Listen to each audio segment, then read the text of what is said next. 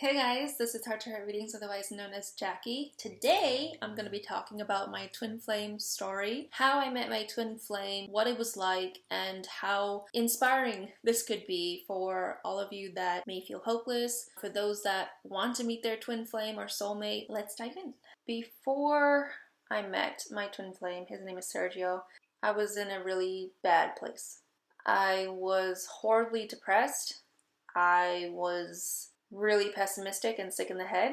If I did get out of bed, I'd be crawling because I literally just didn't have the energy to stand up. It was really horrible. While I was in that kind of really negative place in my life, I decided that I should go out more often. I should meet new people so that I'm not always stuck in my head all the time. Quite frankly, I could do something that made me feel a little bit better so that I didn't have to live in my own mind. How I did that was through finding relationships, romantic relationships. You know, I'd go on Tinder and I would meet people. I would get into bad situations with people that didn't care about me. So I ended up getting into a relationship with this guy who I knew since high school. We would go out, and we would have fun, but I felt like there wasn't a real connection. Instead of that relationship giving me life, it took away energy from me. So we broke up, and then I was working at a sushi restaurant, all this time. And my boss was like, oh, we're going to be hiring somebody that was, moved from Japan, and he's actually Peruvian. And I was like, oh, cool. I was like, whatever. Wait a minute. And so I had to train him to become our new server. I was still seeing other people after I broke up with my ex-boyfriend. This guy's name, his name is I was also seeing him, and I was really, really attracted to him. I'm going to talk a little about that later, but after I broke up with my ex, my work ended up having a work party. I wasn't intending on going to the work party. But then, my coworkers were texting me and like, hey, are you coming? And I'm like, okay, fine, I'll go. So I get there and there's a hella Korean food, a lot of drinks, and everybody is wasted, completely wasted. Yeah, so we ended up going back to his apartment just so that we could drink more, hang out more, and talk more. We were all in the bed, and then as time went on, obviously people were like, alright, I'm tired, I'm gonna go home, but I stayed, and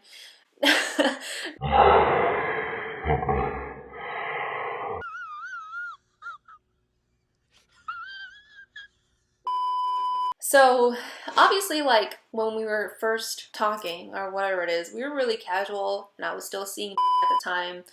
But during those weeks where me and Sergio had the opportunity to get to know each other better, I think he was on school break, and at the same time also didn't text me. So Sergio and I had 2 weeks together of basically just us and us getting to really know each other, and a lot happened during those 2 weeks. I think those 2 weeks were when I realized that he was the one, that we had a really deep and profound connection. And it was also the time where this girl who he used to date years back reached out to him, and she was like, hey, I'm back in States. Do you want to hang out? And I was just like, oh, sure. In the back, I was just like, I'm not, we're not serious, so do whatever you want.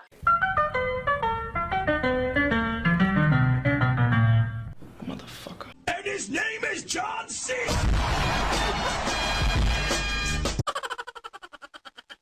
So, he goes and nothing really happens. There was actually something that his ex wanted to tell him but didn't have the courage to say to his face. And so I think she ended up texting it to him later, and basically the text said hey, I'm getting married, I wish you the best, and blah blah blah, thanks for the relationship. I don't know. Stop it. Get some help.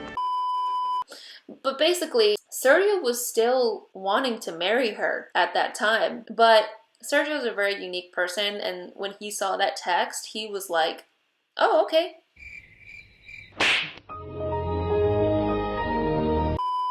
He's not going to waste his time on stuff that just doesn't work. That probably gave him a window of opportunity to also see me in a deeper way too. So it was fate that the universe would conspire to bring me and Sergio together and eliminate any blocks from us connecting and loving each other. After those weeks were over, I think me and also started to hang out more.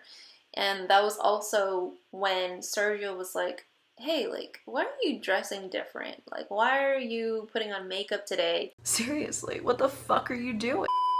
And of course, I felt very guilty for doing that too.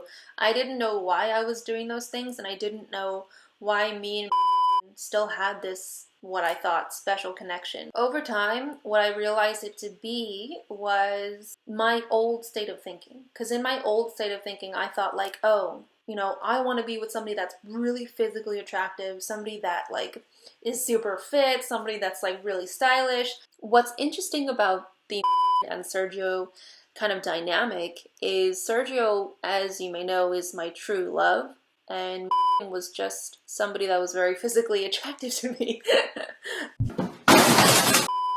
It was almost like my mind was wrestling with the concept of what love was. Love, especially with an intimate romantic partner, I believe is directly connected to our childhood and our upbringing. Because if you think about it, our parents, if they have holes in their own upbringing, they're going to put it on us too. And you guys might be thinking like, why would you be talking to somebody when you already know you love somebody? Hi.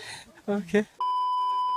Well, coupled with the holes that I had in my development and how I related to intimate partners as an adult, I also had an addiction to love or physical attraction. There's actually been studies on attraction and dopamine. So love, the physical kind of love, can actually be a real drug.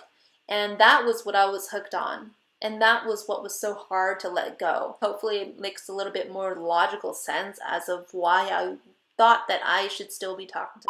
I didn't know what love looked like, and I had to learn it the hard way, that my addiction to infatuation wasn't real love. And you might be wondering about Sergio too, and you know how confident he felt within the relationship.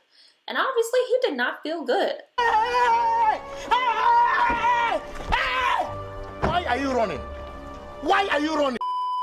It's shitty to be in that position where you have these natural feelings for somebody else and you know you're in a well-developing other relationship. You don't want to be an asshole, but you can't help it. And so he's the receiving end of the shit. He actually stuck through it. And it's not something that I don't think he had to think about. I think it was something that was a no-brainer for him.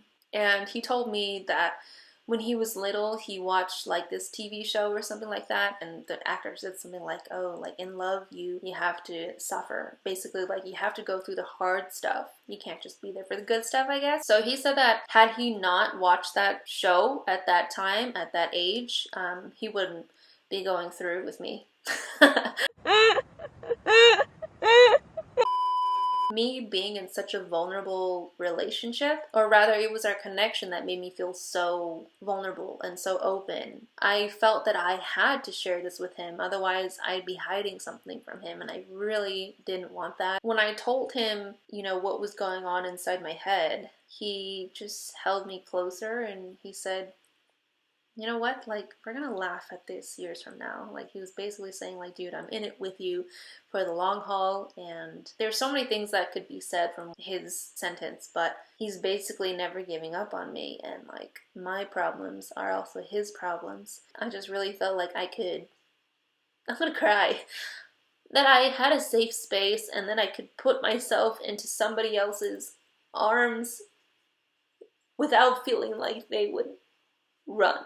That to me is very important to me because I feel like throughout my childhood I was always abandoned. So to have somebody like Sergio who is patient, wise, honest, and kind-hearted, it was a complete game changer for me. For once in my life, I feel like I could completely open up to somebody and they're not going to judge me, they're not going to hate me. Oh my god. Tissue. As a child, I could pick up people's emotions, therefore how they thought of me. I don't know why people hate kids so much. I don't know if it's because children activate this innocence and this vulnerability in them that they don't want to feel. I don't know, they would just hate the fuck out of me. I feel like it's because I was Asian. The friend groups that I had growing up, for some reason as I got into high school and beyond, those relationships were very toxic. I feel like nobody really liked me for who I was. They just liked me for how I looked, what I wore, and for me to present my natural self, it would just rub people off the wrong way. But with Sergio, I can be my complete weird ass self. He loves it. Like that's one of his favorite qualities of me. Because when I'm like at home and there's nobody there but me and Sergio, I act like a complete goofball. Before me and Sergio met, I was in a really bad place and I could have died. I could have killed myself and I wouldn't be here today. But after meeting him and having our connection heal me, I've just become a completely different person. I'm way more social. I'm way more agreeable, as in the psychological term is just, more outgoing, more friendly, more altruistic. I'm way kinder.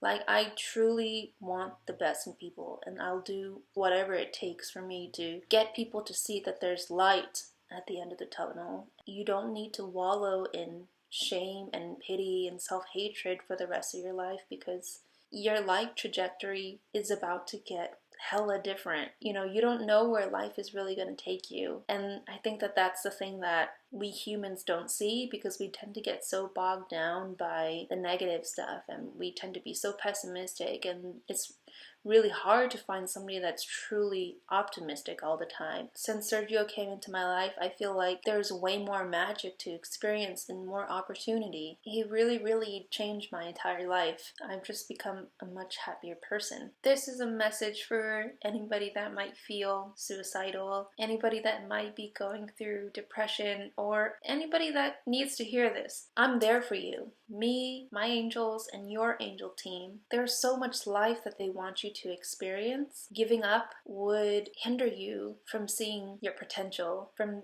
feeling excited, from wanting to wake up and to experience your day. We just want you to know that you have so much potential and so much glory to have and experience. I love you so much. I'm so grateful that you're here today, that you're here with me, and I hope you know that, I'm holding your hand right now virtually, and I'm reassuring you and letting you know that everything's gonna be okay, because that's how it was for me, and I could never imagine this to happen.